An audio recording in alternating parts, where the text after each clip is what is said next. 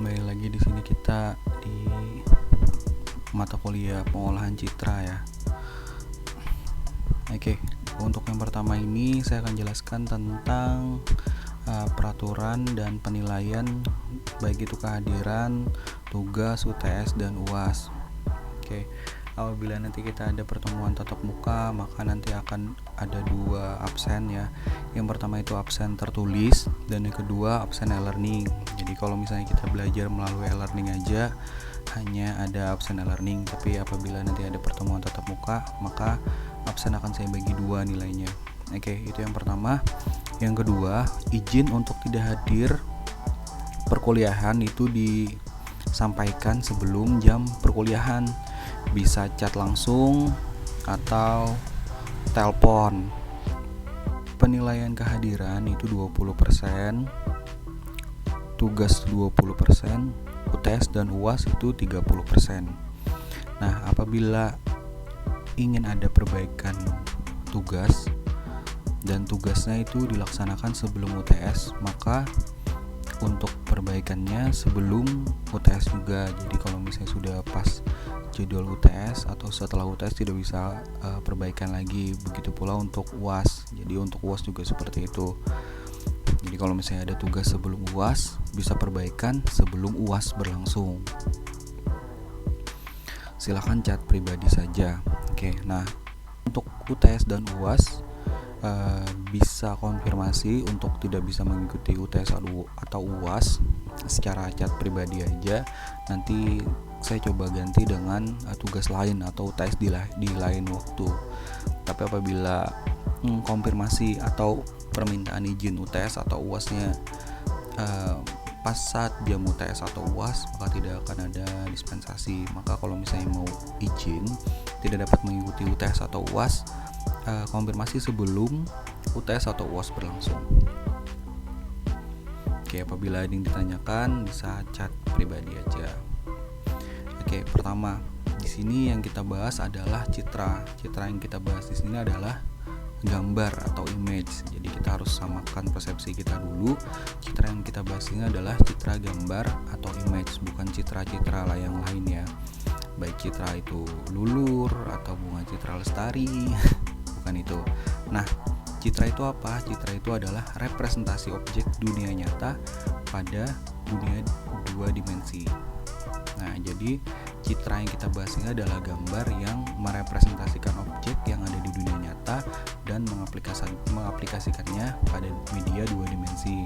Bisa berupa layar monitor, handphone, laptop, dan sebagainya. Oke, di sini ada beberapa contoh citra 2 dimensi. Ya, teman-teman pasti sudah tahu semua citra 2 dimensi ini adalah berupa gambar yang awalnya yang kita lihat secara visual menggunakan mata dan diambil oleh misal perangkat digital, bisa berupa handphone atau kamera itu, dan hasilnya menjadi citra di 2 dimensi. Contohnya seperti ini.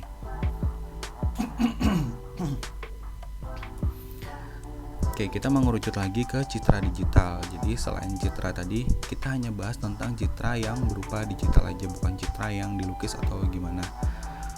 Oke, citra digital itu apa? Citra digital adalah citra atau gambar yang ditangkap melalui perangkat digital. Perangkat digital bisa berupa apa aja nih? Bisa berupa handphone tadi, kamera dan sebagainya.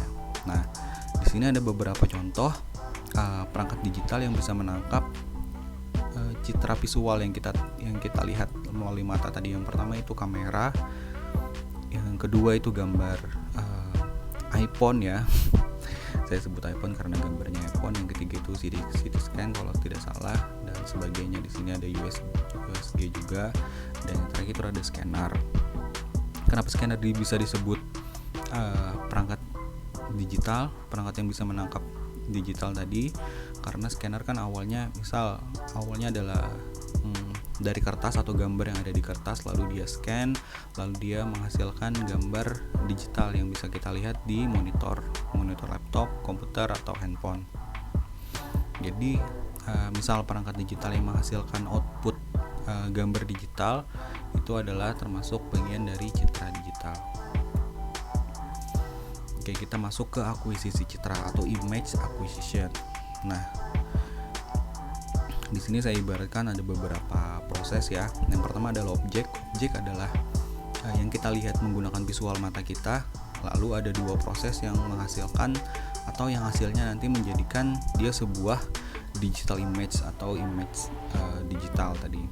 Nah, yang pertama itu adalah sampling dan yang kedua adalah quantization. Nah, sampling itu apa dan quantization itu apa? Kita jelaskan satu-satu di sini. Nah, di sini ada dua gambar. Yang pertama di sebelah kiri itu adalah gambar objek yang sudah dibagi, pixelnya ada berapa. Di sini saya gunakan 14 dikali 12 pixel. Jadi ngitungnya dari atas ke bawah ya, baru dari samping ke sampingnya. Nah, proses sampling ini adalah proses di mana si objek atau citra itu membagi resolusi pixelnya ada berapa nih dalam satu objek ini. Nah, lalu masuk ke proses kuantisasi atau nanti bisa disebut dengan objek citra digitalnya. Nah, kuantisasi adalah proses mendigitalisasikan atau intensitas sinyal objek pada koordinat pixel.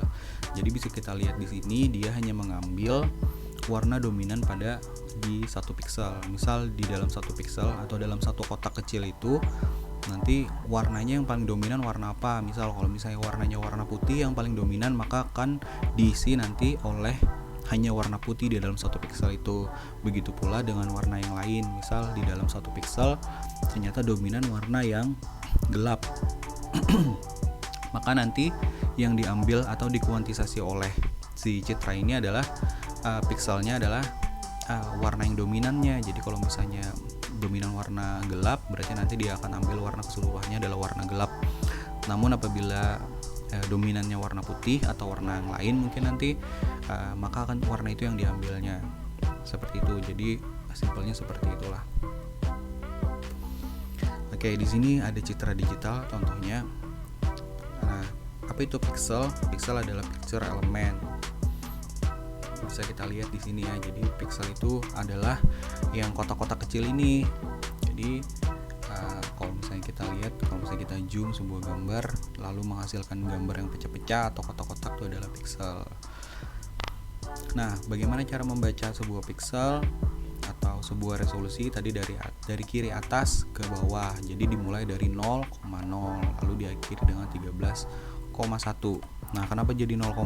Karena koordinat awalnya adalah 0. Nah, kenapa jadi 13? Karena dimulai dari 0 maka diakhiri dengan 13 ya, karena 14 kan, jadi dikurang 1 jadi 13. Oke, nanti kita bahas ini lebih jelas nanti.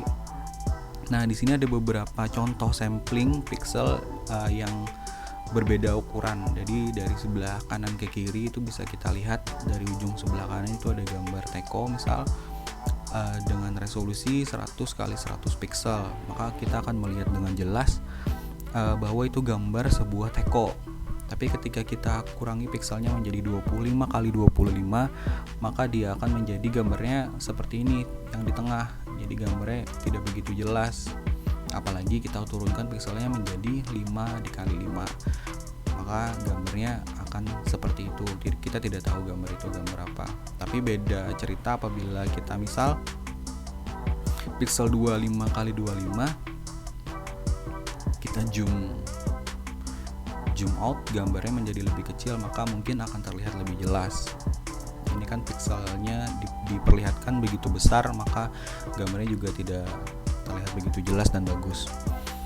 Oke, di sini kita bisa melihat ada dua tampilan. Yang pertama adalah ada gambar wanita di sini. Ini adalah yang dilihat oleh manusia, dan yang sebelah kanan adalah yang dilihat oleh komputer. Jadi yang dilihat manusia adalah visual yang berupa gambar, tapi ketika kita lihat apa yang dilihat oleh sebuah komputer, dia hanya melihat sebuah angka-angka atau matriks di sini. Di sini kita lihat ada yang paling tinggi adalah 255 dan yang paling kecil adalah 0. Karena kita contoh gambarnya di sini adalah gambar grayscale, maka dia akan, atau gambar keabuan, maka dia hanya ada warna atau gambar yang cerah dan juga gambar yang putih dan juga warna yang gelap. Jadi di sini bisa kita lihat semakin cerah atau semakin terang gambar tersebut, maka nilainya akan semakin besar. Tapi ketika gambar tersebut memiliki warna yang lebih gelap, maka nilainya akan lebih kecil. Di sini adalah 0. Beda cerita apabila kita bahas dengan warna yang berbeda, misal warna merah, biru, hijau, dan sebagainya. Oke, untuk sementara itu dulu. Jadi ada tugasnya di e-learning. Oke, terima kasih sudah mendengarkan. Assalamualaikum warahmatullahi wabarakatuh.